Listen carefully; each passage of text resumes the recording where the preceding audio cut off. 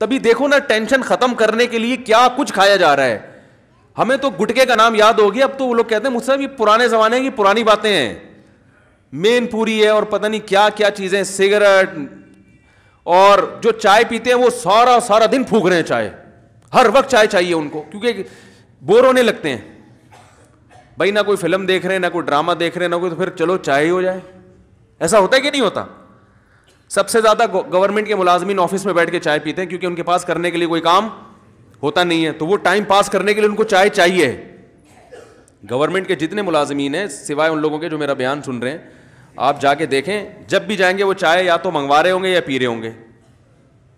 وجہ اس کی یہ کہ کرنے کے لیے کام ہی نہیں ہے, تو چائے چائے چائے, 24 گھنٹے چائے پیتے رہیں گے, پیشاب ہر تھوڑی بار میں پیشاب آ رہا ہے جی. تو یہ سب اس کی علامتیں ہیں کہ آپ اوپر سے جو سیٹنگ ہے وہ کیا ہو چکی ہے, آؤٹ ہو چکی ہے. اوپر کی سیٹنگ اللہ نے قرآن میں وعدہ کیا کہ آؤٹ کروں گا میں لازمی, وہ اس لیے کہ جب تم میری یاد سے اعراض کرو گے تو اوپر کی سیٹنگ کبھی بھی صحیح نہیں ہو سکتی.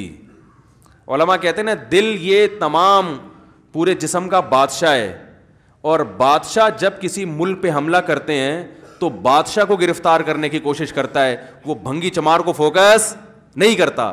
تو اللہ تعالیٰ جب کسی سے دشمنی کرتے ہیں تو اللہ اس کے دل کو قابو میں لے کے اس میں پریشانی ڈال دیتے ہیں.